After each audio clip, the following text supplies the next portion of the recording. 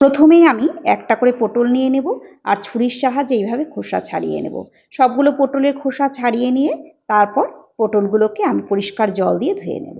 এবার একটা একটা করে পটল নিয়ে ছুরির সাহায্যে এক পাশ একটু বেশি পরিমাণ কেটে অপর দিক অল্প পরিমাণ কেটে ভেতর থেকে ছুরির সাহায্যে এইভাবে বীজগুলোকে বের করে নেব।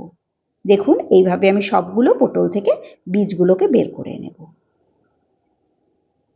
খুব সাবধানে করতে হবে যাতে ভেতর থেকে কেটে না যায়। এই দেখুন সবগুলো পটল থেকে আমি বীজগুলোকে বের করে নিয়েছি। এবার ওই বীজগুলো গ্রাইন্ডারে দিয়ে তাতে 2 চামচ পোস্ত, 2টো আদার টুকরো, 4টে কাঁচা লঙ্কা আর অল্প পরিমাণ নারকেল একটা পেস্ট তৈরি করে নিলাম।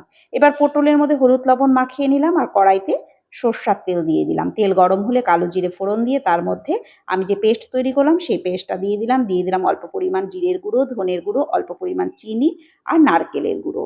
আর কিছু কিশমিশ আমি টুকরো করে কেটে নিয়েছিলাম, সেই কিশমিশগুলো দিয়ে দিলাম। তারপর অনবরত নাড়তে থাকবো গ্যাসের ফ্লেম লোতে রেখে। যখন সমস্তটার থেকে জল শুকিয়ে যাবে, এইভাবে কড়াই থেকে উঠে আসবে, মানে তেল বের হতে শুরু করবে, মানে আমাদের পুর একদম তৈরি। এটিকে নামিয়ে রেখে দিলাম।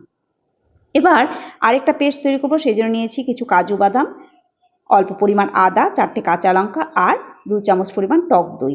এটিকে পেস্ট করে নিলাম। আর নিয়ে নিলাম 1 চামচ পরিমাণ জিরের গুঁড়ো, 1 চামচ ধনের গুঁড়ো, সামান্য একটু হলুদের গুঁড়ো আর হাফ চামচ পরিমাণ কাশ্মীরি লাল লঙ্কার গুঁড়ো। অল্প জল দিয়ে পেস্ট তৈরি করে নিলাম।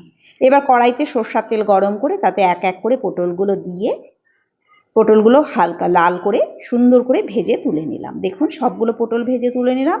এবার ওই তেলের মধ্যে গোটা জিরে, শুকনো লঙ্কা, তেজপাতা ফোড়ন দিয়ে আমি যে মশলাটা গুলিয়ে রেখেছিলাম সেটি দিয়ে দেব পরিমাণ মতো লবণ।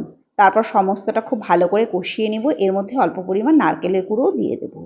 কষিয়ে নিয়ে এর মধ্যে দিয়ে দেবো অল্প পরিমাণ চিনি। তারপর মশলা থেকে তেল বেরোতে শুরু করলে তার মধ্যে আমি যে কাজু বাদামের পেস্টটা তৈরি করেছিলাম সেটি এর মধ্যে দিয়ে আবারও খুব ভালোভাবে নাড়তে থাকবো। গ্যাসের ফ্লেম লোতে রেখে নাড়বো, যেহেতু কাজু বাদাম আছে নিচে লেগে যেতে পারে। অনবরত নাড়তে থাকবো। তারপরে মশলা থেকে আবার যখন তেল বেরোতে শুরু করবে এর মধ্যে পরিমাণ মতো গরম জল দিয়ে দেবো। জল ফুটে উঠলে তার মধ্যে পটলগুলো দিয়ে 3-4 মিনিটের জন্য গ্যাসের ফ্লেম লোতে রেখে ঢেকে দেবো। এবার ঢাকা তুলে তার মধ্যে অল্প পরিমাণ ঘি দিয়ে গ্যাসের ফ্লেম বন্ধ করে 5 মিনিটের জন্য ঢাকা দিয়ে দেবো। 5 মিনিট পর ঢাকা তুলে দেখুন আমাদের পটলের দোরমা একদম তৈরি। এটি খেতে ভীষণ ভালো।